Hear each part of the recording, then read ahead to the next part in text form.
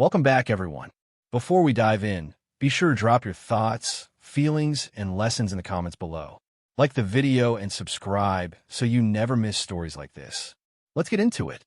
My wife, Ariana Brooks, looked me in my face after 12 years together and told me I was emotionally unsafe, then slept beside me like a stranger while she cheated with a married man and planned to use that affair to take my home, my money, and my reputation. Here's how it happened. Sunday mornings in Bowie, Maryland used to feel like proof that my life was steady. The kettle would click off, the air would smell like coffee and cinnamon toast, and Ariana would pad across the kitchen in her socks, hair wrapped, humming like she had nothing to hide. I used to watch her from the doorway and feel lucky, like I'd earned this calm by being consistent. I'm the kind of man who remembers oil changes, who texts when I am running 5 minutes late, who pays bills early just to breathe easier. I thought love was built out of habits like that. I worked weekdays in Washington, D.C. as a project manager for a construction compliance firm. It was not glamorous, but it was honest.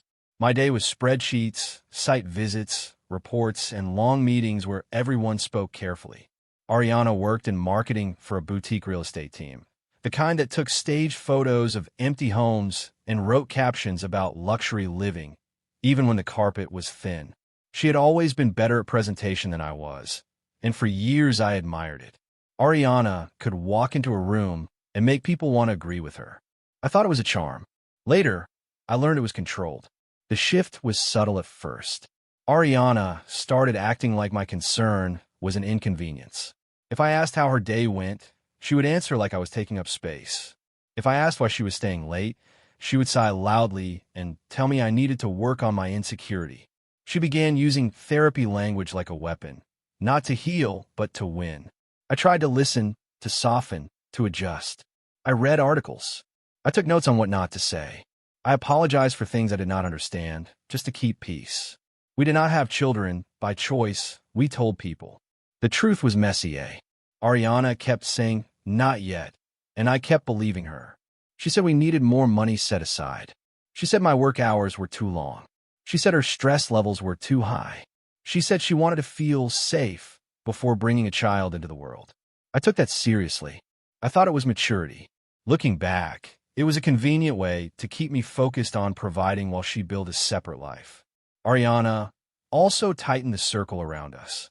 She complained about my friends in ways that sounded reasonable until they added up to isolation. Deshaun is always negative. Cynthia talks too much. Your cousin Malik judges me. One by one, I stopped answering calls quickly. I showed up to fewer cookouts. I spent more time at home, trying to prove I was present, trying to prove I was worthy. Ariana's family loved the version of me who paid for dinners and stayed quiet when Ariana teased me. They did not love the version of me who asked questions. The first time I felt that cold, sure dread was a Tuesday night in early October. Ariana came home late, heels in her hand, lips glossy like she had just reapplied. She moved through the house like she was floating above it, too light to be anchored by anything. I asked if everything was okay. Ariana stared at me for a beat, like she had to decide what face to wear, then said, "You always do this. You always try to make me feel guilty for working." I had not accused her of anything. I had not raised my voice. Still, I apologized. That was the pattern. Not long after, she started guarding her phone like it contained oxygen. If I walked into the room, the screen would tilt away. If I sat next to her on the couch, she would stand up and go freshen up. At night, her phone would buzz, and she would flip it face down like a reflex. Once, while we were brushing our teeth, her phone lit up on the counter with a name I didn't recognize. Marcus G. She snatched it so fast the movement looked panicked. "Work," she said, and her eyes did not meet mine. I tried to talk. I tried to be direct without being harsh. I told her I felt distant. I told her I wanted to reconnect. Ariana laughed once, not kindly, but like she could not believe I was still asking for something. "You're clingy," she said. "You need to get a life." When I asked why she was being cruel, she folded her arms and said, "Now you're tone policing me." Every conversation ended with me feeling confused and guilty, like I was failing a test where the rules kept changing. My body started keeping score even when my mind tried to rationalize. I stopped sleeping deeply. I started waking up at 3 a.m. with my chest tight, staring at the ceiling, listening to Ariana's breathing as if nothing was wrong. I would sit up and scroll through bank statements to calm down, like numbers could tell me the truth. I looked for obvious signs, unusual charges, strange withdrawals. Ariana wasn't sloppy with money. She was sloppy with kindness. That was the first clue that whatever she was hiding mattered more than my feelings. Ariana's favorite line became, "I need space." Space from what? I wondered when we barely touched. She stopped kissing me goodbye. She stopped asking about my day. She started dressing differently for client meetings, a more deliberate kind of sexy, the kind I used to think was for me. When I tried to compliment her, she would shrug and say, "It's just clothes." But I could feel the intention in the way she moved. It wasn't casual. It was directed, just not at me. In November, Ariana told me she had a professional networking dinner in Arlington, Virginia. She said it would be good for the brand, and I did not even know what brand she meant. I offered to drive her. She refused quickly. "I'm going with Shayla," she said. Shayla Morgan, her closest friend, who had always been polite to me in the way people are polite when they do not respect you. Ariana kissed my cheek like a favor and walked out. Her perfume lingered in the doorway after the door closed, and I remember thinking, she smells like she's leaving. That night, I tried to be normal. I cleaned the kitchen. I folded laundry. I watched a game on mute. Around 10:30 p.m., I texted Ariana, "Everything okay?" No response. At 11:15 p.m., I called. It rang until voicemail. At midnight, I called again. She declined it. Declining a call is a choice. It is not missing it. It is telling you, clearly, that you're not a priority. When Ariana came home at 1:40 a.m., she was not apologetic. She was annoyed. "I told you I'd be late," she said. She hadn't. The next morning, I asked Shayla casually how the dinner went. Shayla paused too long. "It was fine," she said, eyes sliding away. That pause lodged inside me like a splinter. A week later, I was at a grocery store in Bowie when I saw Shayla in an aisle. She smiled too wide, chatted too fast, and mentioned she was keeping busy. I asked if she had seen Ariana recently. "Not really," she said, and her voice sounded rehearsed. That was when I realized this was not just Ariana. This was a network. I started noticing how Ariana's family treated me. Her mother, Denise Caldwell, would call and ask if I was taking care of Ariana, but never asked how I was. Her brother, Terrence Caldwell, used to joke about me being Mr. Responsible, like stability was something to mock. At Thanksgiving in Prince George's County, Ariana told a story about me overreacting to her coming home late, and everyone laughed like I was a punchline. Ariana watched me across the table with a satisfied expression. It hit me then. She enjoyed my discomfort. In December, Ariana began creating small emergencies that forced me to prove myself.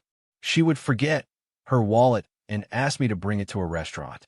She would claim she had a flat tire and insist I leave work early, only for me to arrive and find her already sitting in her car, scrolling on her phone fine. If I got frustrated, she would say, "You're so angry lately." It was as if she was trying to build a story about me, collecting moments that could be stitched together later into a narrative that made her look like the victim. One night in mid-December, Ariana accused me of checking her phone. I hadn't. She said it like she had been waiting to say it. "I saw you," she lied. "You were hovering." When I denied it, she smiled, small and sharp. "That's the problem," she said. "You don't even realize what you do." That sentence sat in my stomach all night. It wasn't just accusation, it was training. If she could get me to doubt myself, she could get everyone else to doubt me too.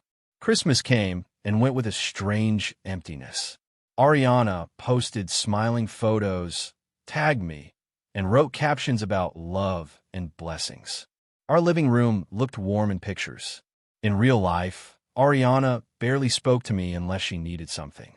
I remember standing at our front window, watching a neighbor's family unload gifts, hearing their laughter, and feeling like I was looking at a language I no longer spoke. Ariana walked past me, glanced at the window, and said, "Don't start that sad mood." Like my feelings were an inconvenience she wanted to mute. In January, Ariana told me she was attending a weekend retreat for professional growth in Baltimore, Maryland. She said it would help her reset. She packed a small suitcase and did not invite me. I asked where she was staying. She rolled her eyes. "It's organized, Kindle," she said, using my name like a scolding. "Stop interrogating me." She kissed my cheek, not my mouth, and left. There was no warmth in it, just performance. That weekend, I did what I've been doing for months.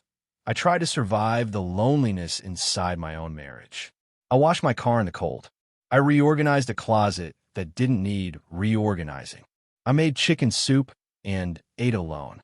On Saturday night, around 9 p.m., my phone buzzed with a notification from our home security app. The front door had been unlocked. I checked the time. Ariana was not supposed to be home. I opened the live camera feed and saw the entryway empty. The door had been opened and closed. Someone had used the code. I called Ariana immediately. No answer. I texted, "Are you home?" No response. I stared at the security feed until my eyes burned. 10 minutes later, the camera caught movement. Ariana stepping inside quickly, then turning back toward someone behind her. A man entered. He was tall, wearing a dark coat. The camera angle didn't show his face clearly, but I saw the way Ariana moved toward him without hesitation, familiar and intimate. They disappeared down the hallway. My hand started shaking so hard my phone felt like it might slip out. I drove home like my body was being pulled by a rope. When I pulled into the driveway, our house looked normal. Lights warm, curtains drawn. I opened the front door and stepped inside. Ariana came out of the hallway with her hair slightly undone and a look on her face that was not scary. It was irritating. Behind her, the man appeared, black, mid-40s, clean haircut, the kind of polish that comes from money. He looked at me like I was an obstacle. Ariana did not introduce him. She didn't have to. "What is this?" I asked, and my voice sounded unfamiliar, thin. Ariana didn't flinch. "This is Marcus," she said, "and you need to calm down." The man held out a hand like he was being gracious. "Marcus Grant," he said. "I'm sorry for the misunderstanding." Ariana's eyes stayed on me. Challenging. "He's a client," she said, "and you're making this weird. A client does not sneak into your home at night when your husband is out." Ariana said it like I was the irrational one. I demanded answers. Ariana stepped closer and lowered her voice like she was speaking to a child. "If you keep acting like this, I'm going to have to tell people," she said. "You're scaring me." Scaring her. The word hit like a slap. She was setting the stage right in front of me. Marcus watched quietly, expression neutral, like he had seen this before. Ariana's mouth curved slightly, almost pleased. "Go cool off," she said. "We can talk when you're regulated." I left the house because I realized in that moment that staying could become dangerous for me in a different way. Not physical, narrative. Ariana was the kind of woman who could cry on cue, who could tell the story until everyone saw what she wanted them to see. I drove to a gas station parking lot and sat there gripping the steering wheel until my fingers hurt. My chest was tight. My throat felt swollen. It wasn't just jealousy. It was fear.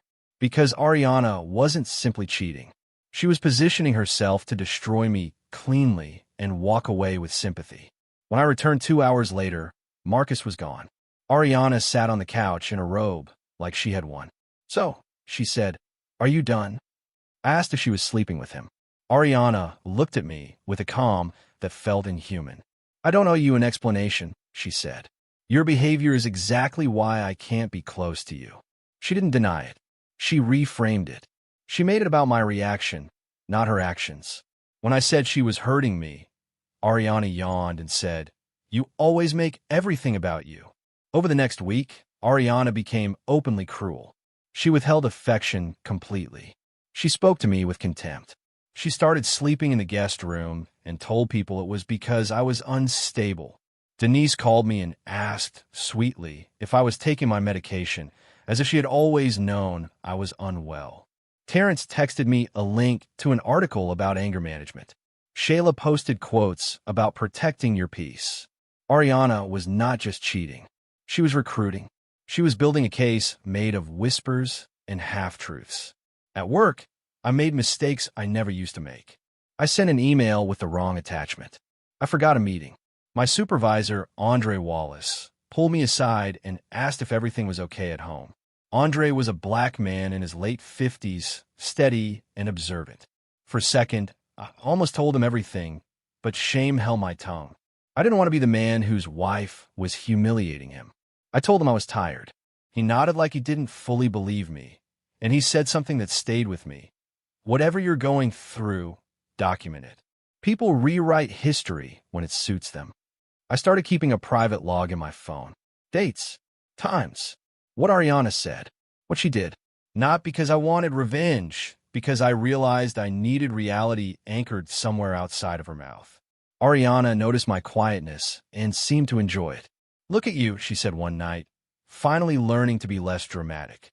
She would walk past me in the hallway and bump my shoulder, subtle, then later complain that I was looming. It was calculated. She was gathering moments that could be spun. In February, Ariana told me she wanted a trial separation. She said it like she was offering a gift. "You need time to work on yourself," she said, "and I need to feel safe." She wanted me out of our home, but she wanted it to look like it was my idea. When I said I wasn't leaving, Ariana's eyes hardened.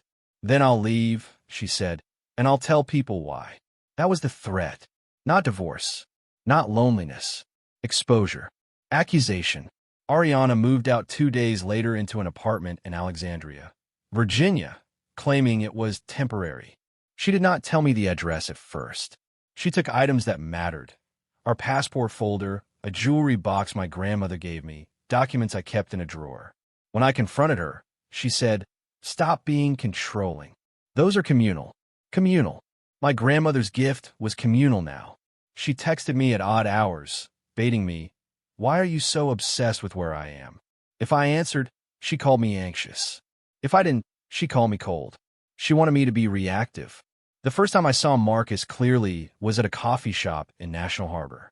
I had gone there to clear my head, and I saw Ariana at a table laughing the way she used to laugh with me, before contempt replaced warmth. Marcus sat across from her, leaning in, confident. Ariana touched his hand and didn't pull away. I stood frozen near the entrance. Ariana saw me and did not look surprised. She looked pleased, like she had wanted me to see. Marcus turned and looked at me slowly, then smiled, a small smile of ownership. Ariana didn't move. She didn't rush after me. She let me walk out with my insides shredded. That night, Ariana called me. "Are you stalking me now?" she said. I told her I saw her. Ariana exhaled like she was bored. "I can have coffee with whoever I want," she said. When I asked if she was having an affair, Ariana laughed softly. "You're not entitled to my private life," she said. "Your obsession is exactly what I've been talking about." She sounded calm.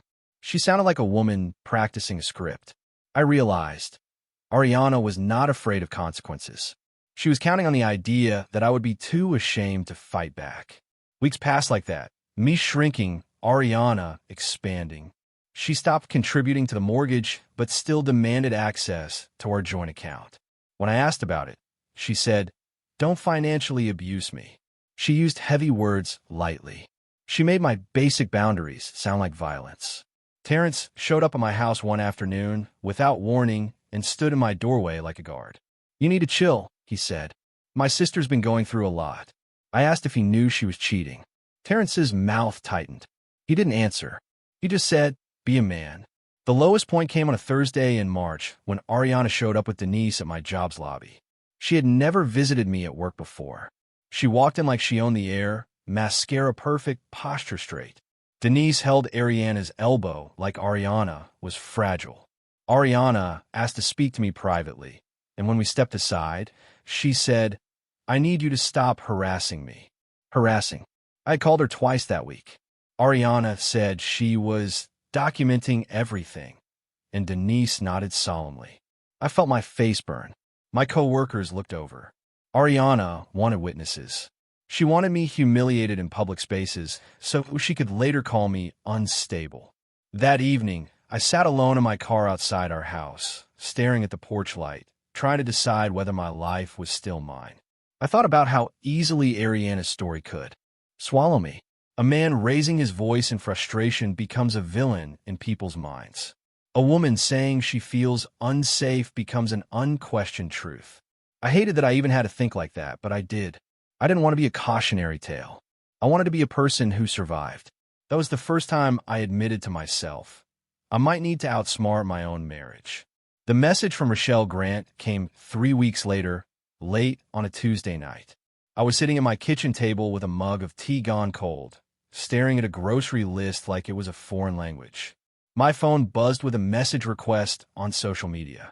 The profile picture was a black woman with a composed expression, the kind that looks like it has learned to hold pain without spilling it.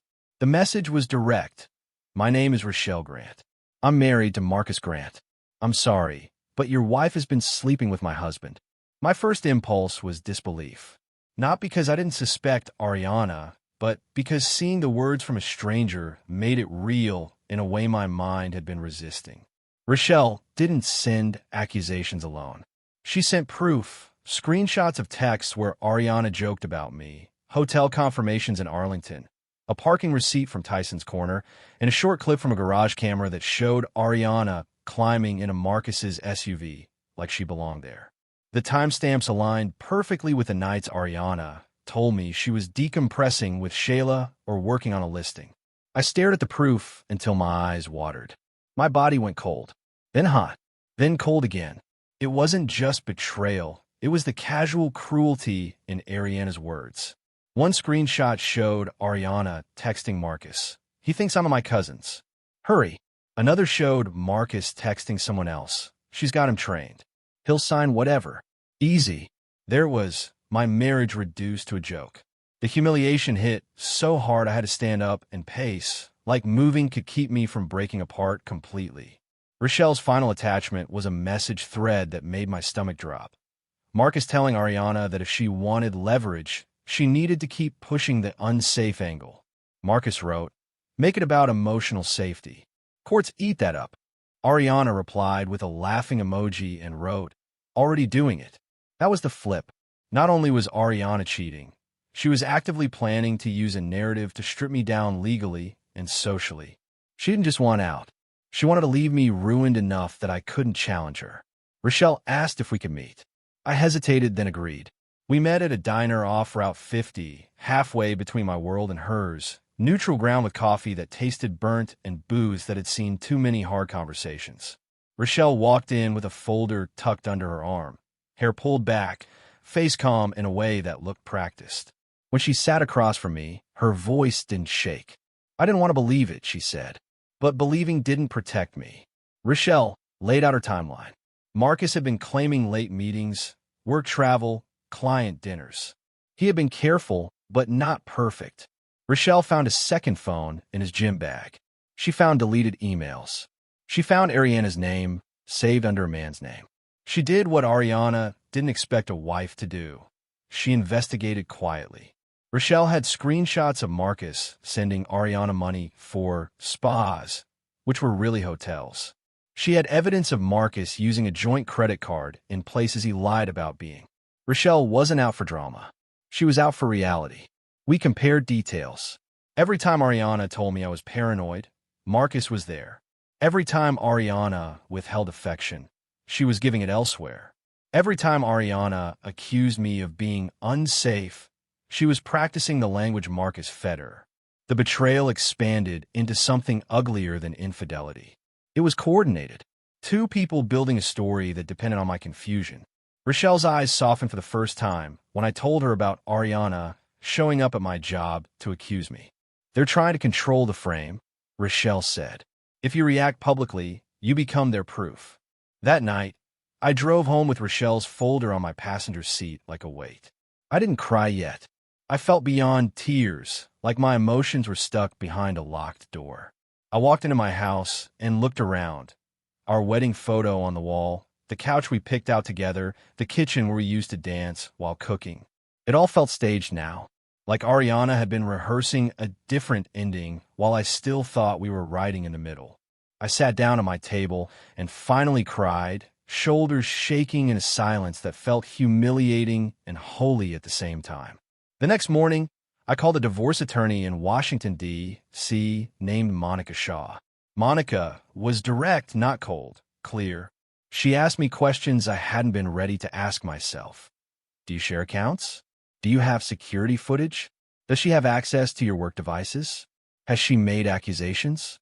When I told her about Ariana's emotionally unsafe comments and her visit to my job, Monica's tone sharpened.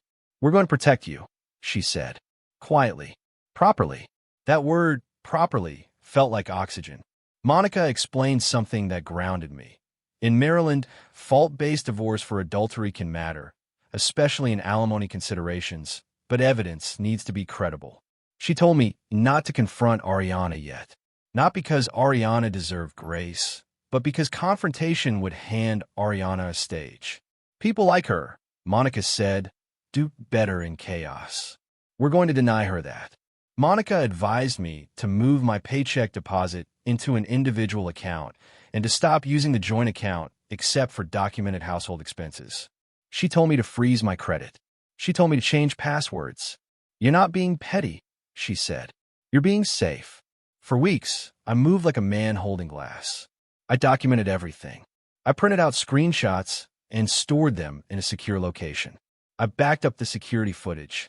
I wrote down the exact words Ariana used when she accused me. I stopped texting her emotionally and switched to simple, factual messages. Ariana noticed immediately. She called me and said, "Why are you being weird?" I told her I wanted communication to stay clear. Ariana scoffed. "You think you're so mature," she said. There was irritation underneath it because my calm didn't feed her narrative. Ariana tried a different tactic. Charm. She showed up at the house one evening smiling, holding takeout like we were normal. She walked into the kitchen and leaned against the counter, eyes soft, voice gentle. "I miss us," she said. The performance was almost impressive. She asked about my day. She touched my arm. For a second, my body remembered the old Ariana, the one I thought I married, and pain surged because I wanted to believe. Then I remembered Rochelle's screenshots of Ariana laughing at me.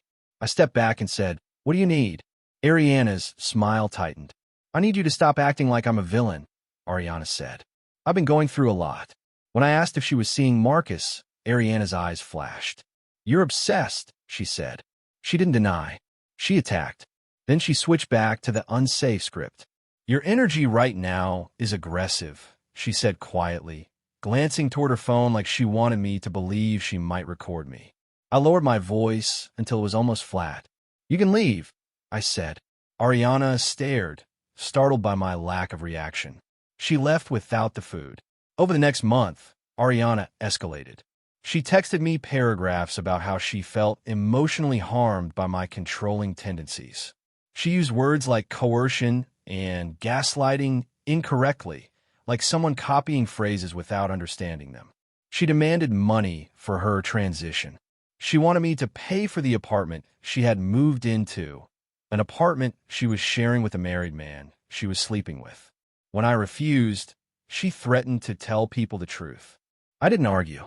I replied, "Please direct all communication through my attorney." Ariana responded with a string of angry messages, then silence. Rochelle kept me updated as her own home cracked. Marcus had tried to deny, then minimize, then blame Rochelle for invading his privacy. He had not shown remorse. He had shown inconvenience. Rochelle told me Marcus called Ariana a mistake as soon as Rochelle mentioned divorce. That detail didn't comfort me. It made me sick. Ariana had destroyed her marriage for a man who would discard her the moment consequences arrived.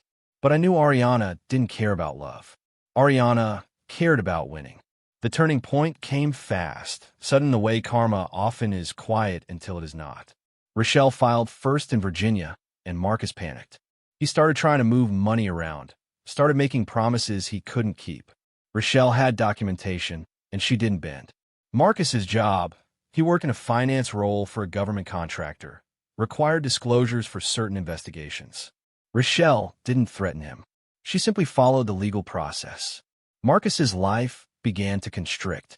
He stopped answering Ariana's calls. Ariana showed up at his office and was turned away by security. When Ariana couldn't control Marcus anymore, she tried to control me harder. Ariana called me at 2 a.m., voice shaking, pretending to be fragile. Kendall, she whispered, I need you. That word, need, was supposed to pull my old self out like a puppet. I asked what happened. Ariana said Marcus's wife was harassing her and trying to ruin her. I asked Ariana again, calmly, if she was involved with Marcus. Ariana went silent for a beat, then said, It's complicated. I said, No, it isn't. Ariana's tone sharpened instantly. So you're just going to abandon me? She snapped. The next day, Ariana showed up at the house with Denise and Terrence again, like a committee. Denise looked at me like she was evaluating a stranger. Ariana is under stress, Denise said. You need to be the bigger person. I asked Denise if she knew Ariana was sleeping with a married man. Terrence shifted jaw tight. Denise's eyes narrowed. This is your paranoia again, Denise said, but her voice had less certainty than before. Ariana held her chin high. He's trying to smear me, she said. He can't accept that I left because he's emotionally unsafe. I didn't argue. I walked to my desk drawer and pulled out one printed page. One screenshot Rochelle had provided, Ariana's number visible, her words unmistakable.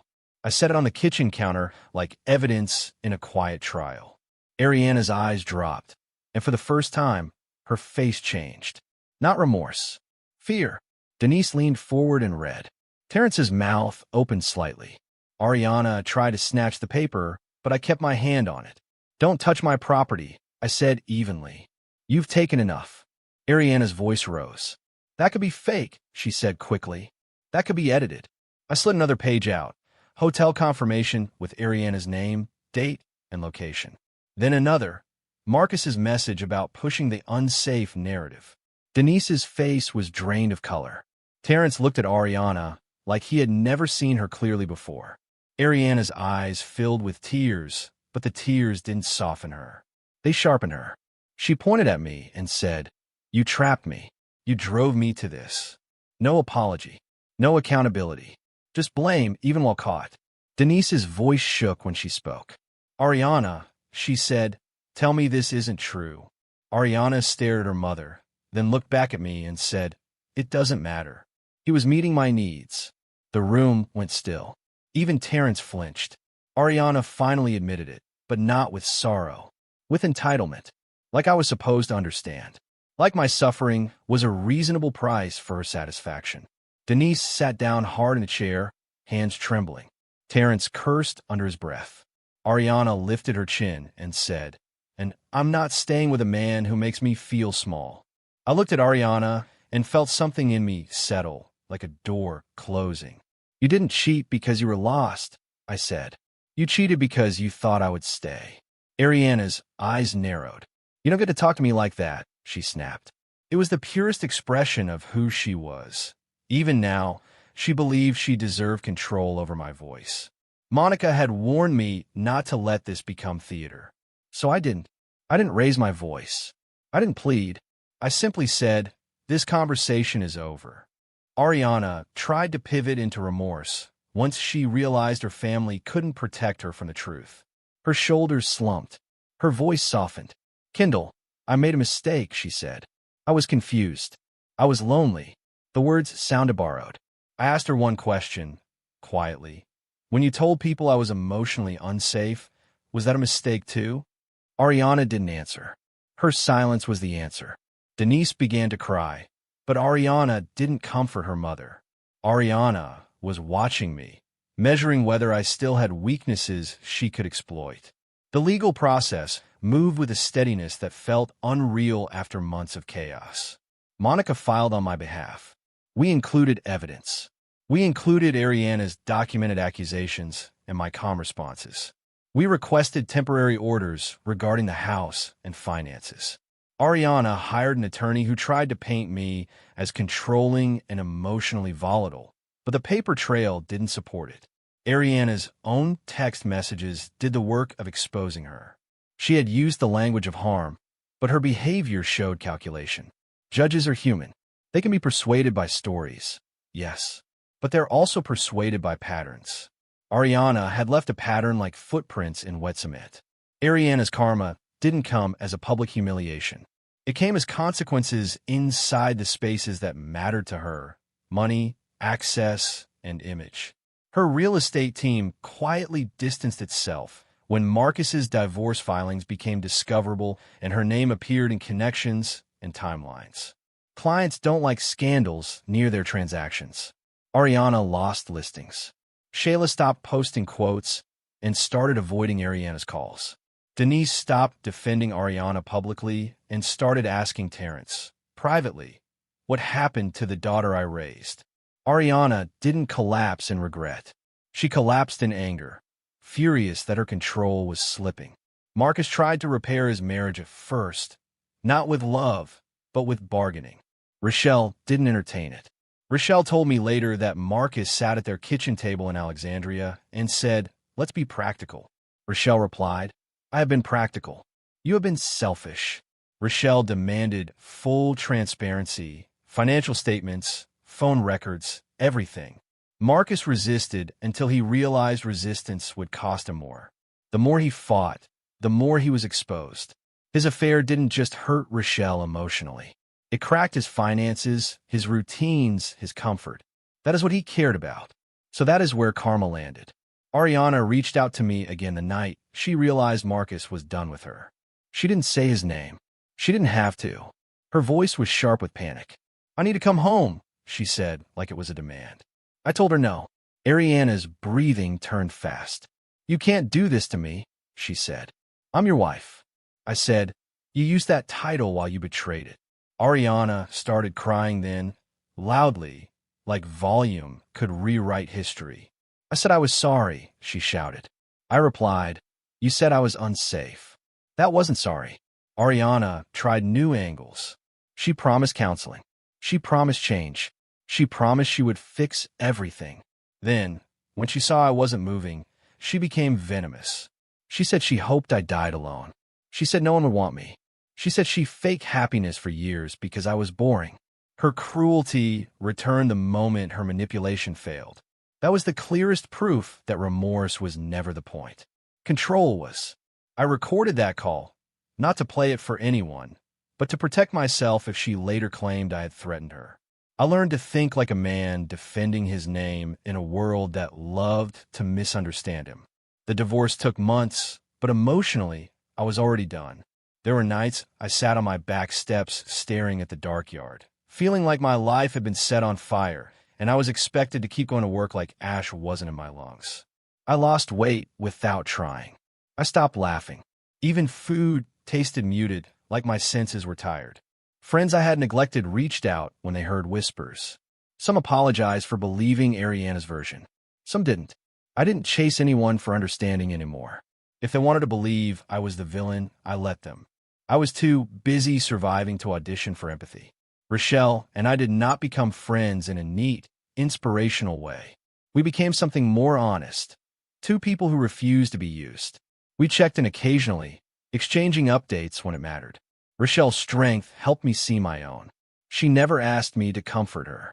She never tried to bond over misery. She simply stayed factual, steady. One day, she texted, "Marcus is trying to blame Ariana." I replied, "Ariana tried to blame me." Rochelle answered, "They always blame the closest target." That line stayed with me. I stopped taking blame that didn't belong to me. By late summer, the court orders were clear. Ariana's attempts at alimony were weakened by the adultery evidence and her own documented behavior. The house process was structured. Nothing dramatic. Nothing cinematic. Just law doing what it can. Ariana didn't get to walk away with the clean narrative she wanted. She didn't get to paint herself as a survivor of my emotional danger while secretly collecting benefits from betrayal. She had to face, in a courtroom setting, the mismatch between her claims and her actions. Judges do not need to call you a liar out loud for you to feel the heat of being seen. Ariana felt it. The day Ariana came to collect her remaining items, she brought Terrence again. She didn't bring Denise this time. Denise couldn't look at her anymore without grief. Ariana walked through the house like she was touring a place she used to own. She touched the back of the couch, glanced at the kitchen, stared at our wedding photos still on the wall because I hadn't had the energy to remove it. For a second, her face softened, and I wondered if a human feeling had found its way through. Then she looked at me and said, "You could have forgiven me." Like forgiveness was something she deserved on schedule. I stood in the hallway and watched her pack. Terrence avoided my eyes. When Ariana reached for the passport folder she had taken months earlier, she hesitated, like she remembered the theft and didn't want to admit it. I took the folder from her hand without touching her fingers. Ariana's eyes flashed. "You always had to be right," she muttered. I didn't respond. My silence was not weakness anymore. It was discipline. Ariana left the house with boxes and a stiff posture. Terrence lingered for a second and said, quietly, "I didn't think she'd go that far." I replied, "Neither did I." After Ariana left, I removed our wedding photo and placed it face down in a closet. I didn't destroy it. I didn't dramatize it. I simply moved it out of my daily sight. That was the beginning of my private transformation, small actions that reclaimed space. I changed the paint in the bedroom. I bought new sheets. I reorganized the kitchen so it felt like mine again. I replaced the couch pillows Ariana picked with simpler ones. I stopped trying to keep a house looking like a marriage and started letting it look like a man healing. The grief didn't disappear because the paperwork progressed. Some mornings I still woke up and reached toward the empty side of the bed before remembering. Some evenings I still felt anger flare when I passed the coffee shop where I'd seen Ariana with Marcus. But my anger became less explosive and more clarifying. It reminded me of what I would never accept again.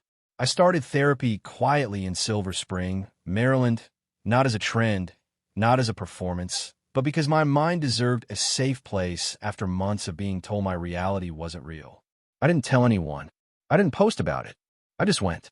My work began improving once the chaos stopped bleeding into every hour.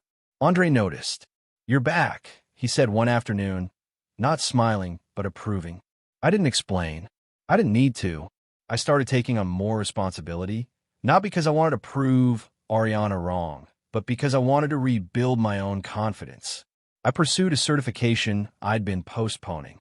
I used evenings for study instead of spiraling. I stopped drinking to numb out. I started running early in the mornings when the neighborhood was still quiet, letting my breath become a rhythm I could trust. Ariana's final karma came in the most realistic way. She had to live inside the consequences of the person she chose to be. Marcus did not become her partner.